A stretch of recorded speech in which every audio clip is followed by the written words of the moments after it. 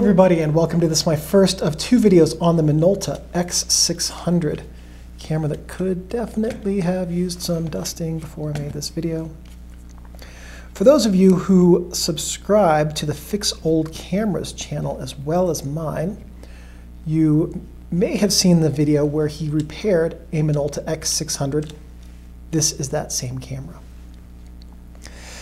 The Minolta X-600 is an interchangeable lens 35mm SLR. Now what that means, interchangeable lens means that the lenses can be taken off and a different one can be put back on at any time when you're not taking a picture without affecting the outcome of the rest of your film. You also should not remove this lens when you're taking a picture, by the way, or any lens on any camera for that matter. 35mm means that it can take any 35mm film you would like to put into it. And SLR means that it has a single lens. The light passes through the lens to the reflex mirror, up to a pentaprism here, and then out to the viewfinder where you can see what's coming through the lens until it goes to the film when you activate the shutter. This camera likely has a center-weighted meter like the later X370 or X300, but I couldn't verify that. I could not find exactly what meter type this has, but it is based on the exact same framework, chassis, and insofar as I can tell, mostly the same electronics as the X300. It has shutter speeds of 1 second to 1/1000th in bulb. The viewfinder has 0.9x magnification, assuming the same specs as the X300, which seems reasonable since I believe that the most of the internal components are the same. And 95% viewfinder frame coverage, again assuming the same spec as the X300, which again seems reasonable for the same reasons. Now what that means is that when you look through the viewfinder, what you're going to see is 90% of the size that's on the film.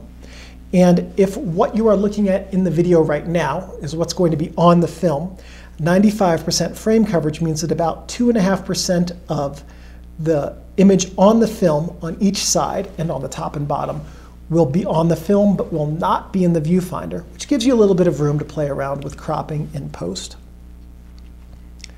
It has a plane matte focusing screen with a location prism, they call it, which is basically a rectangular prism in the center of the focusing screen that assists with focus confirmation. And the flash sync speed on this camera is 1/60th of a second, which we know because the 60th is orange.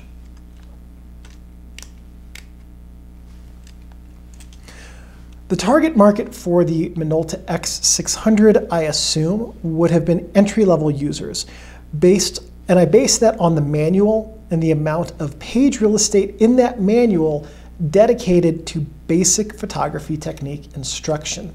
This was only released in Japan, was not released for export, but a lot of the manual space is used for explaining basic tips and techniques, which advanced users would not need. The X370, which was released in 1984, used the same chassis as this camera, and like the X370, this camera lacks a PC socket, which would also indicate an entry-level camera. Generally, in the age range of this camera, entry-level cameras like the Canon AL1 and others did not include a flash PC port. This was made by Minolta in Japan only in 1983. It was preceded by nothing directly, as this was a departure from previous SR mount cameras in terms of design, interface, and most importantly, capabilities, in that this has focus confirmation. It was concurrent with the X500 or 570, both the same camera, different markets, the X700 and the XGM. And it was followed by nothing directly, but the X300 or X370, depending on which market you're in, took heavily from the construction of this camera. The Maxxum 7000 also took heavily from this camera's focus confirmation. So now, as we do, let's go over the camera's features and talk about what they are. In the second video, we'll talk about how to use this camera. On the top of the camera, technically on the fronts, we have the strap lugs, which is what you will connect your camera strap to. This is the film rewind knob and lever. This is your film ISO dial and your ISO dial lock release right here, which allows you to turn the ISO dial. On switch, on with beep switch, flash hot shoe with an Olympus flash cover. There we go, hot shoe. Shutter speed with the index indicating what your shutter speed is, as though just having one number in the window were not enough. So your shutter speeds are auto, which is aperture priority, and then manual speeds from bulb to 1/1000th.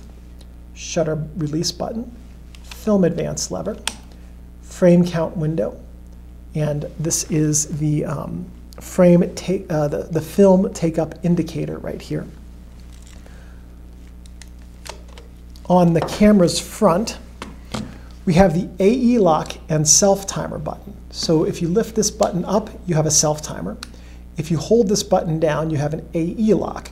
What AE lock does is that, let's say that you are taking a picture of a person, okay? And you've got your center weighted meter. So you line up your person's face in the center of the frame. You take your meter reading. If you're in automatic mode, this applies for automatic mode only. You hold this down, you recompose to move the person's face over to the side, and you take your picture. And that way, the exposure will still be set for the person's face, and it will not change when you recompose your image. That's what the AE lock button does. You have your lens mount flange right here, your lens mounting index, your lens meter coupling right here, lens release, and a cable release, a remote cable release socket right there. So you have, yeah, on the side of the lens mount. So on the camera's back, we don't have much. We have a film memo holder and the viewfinder. And I believe, I want to say that this is not the correct film back. It is not. At some point or another, I replaced the original film back with a Minolta X-700 film back because I like the ergonomics on it better. Oh, that's right, because this one came with a data back, and the data backs on this camera don't go past the 1980s or 90s, something like that, so it wasn't useful anymore, and it was big and bulky. So I put an old X700 film back on it. The ergonomics, by the way, with the X700 film back are really nice.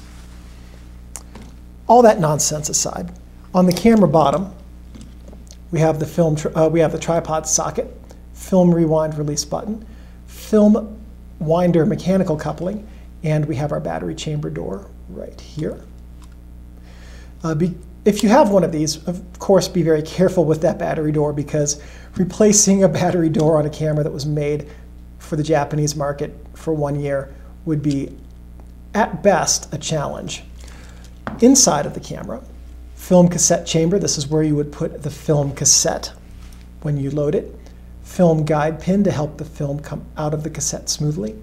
Film guide rails. These two inner ones work with the film pressure plate to keep the film flat so that light focuses on it properly.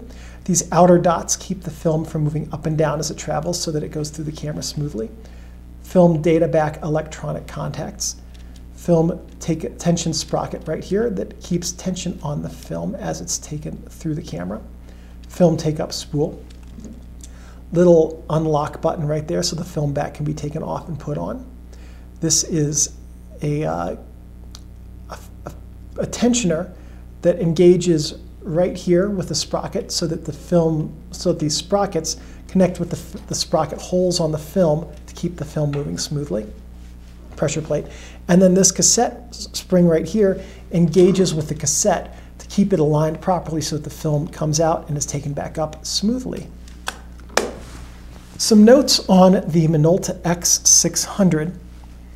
This is the rarest discrete model of camera I've reviewed. And yes, so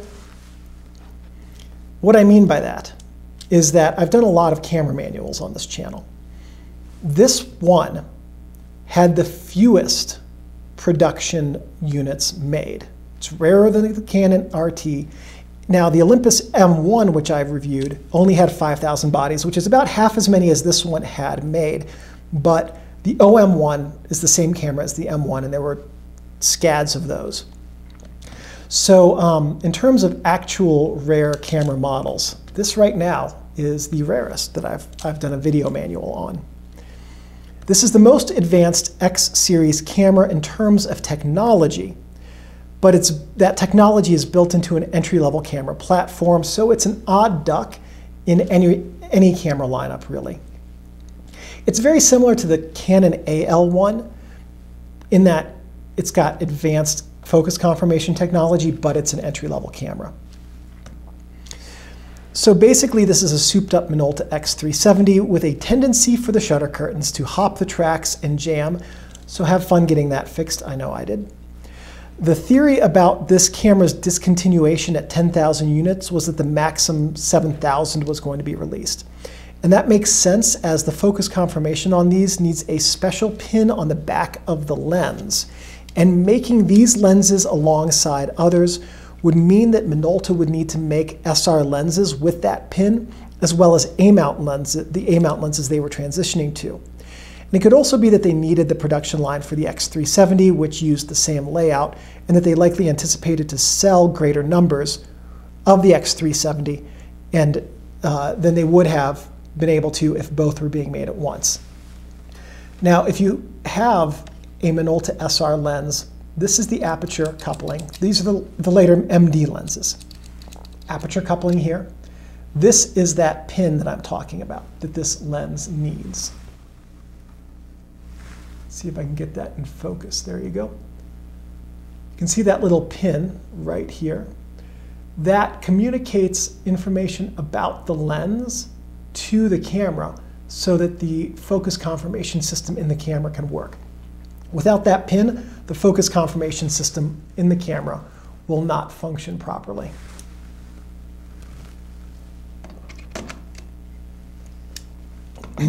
This, by the way, is the only lens I have with that pin. It didn't come with this camera. It's the only lens I've seen with that pin.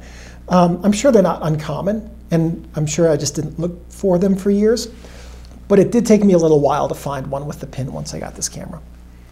And one last thing, as I said, this was only released in Japan, and the manual and marketing materials are all only in Japanese. Some things not to do with your camera. Don't store your camera with the shutter ready to fire. Always discharge it to release tension on the springs and prevent shutter damage. Basically, you want to kind of baby these. They're rare. They're hard to fix. Some of the components can be replaced from X370 components, but not all of them. So it's best just to avoid having them break. Don't touch your shutter or your mirror. If you touch your shutter, you can brick the camera entirely, or at best get it to a point where it has to go in for a repair to have the shutter replaced. Also, touching the mirror can cause it to desilver, which can affect your focus confirmation, your ability to focus, and your metering. Don't leave your camera or lenses in your car because heat can damage the plastic, causing it to warp. It can cause the oils in the lenses to get really thin and get onto the aperture leaves, which will cause the aperture leaves not to stop down quickly enough to give you a proper exposure when you take a picture. Also, cameras and cars, great targets for thieves. So even if you're just hopping into a gas station for a couple minutes to grab a coffee before or after a shoot, take your camera with you. It's easier to keep it on you than to come back to a car without a camera. Don't store your camera in a plastic bag or box unless you have a rechargeable desiccant pack. It's not the same kind that came in your coat last winter. It's not the same kind that comes in your vending machine beef jerky. It's a special rechargeable desiccant pack that you can put into an oven and recharge. That's what you want to use.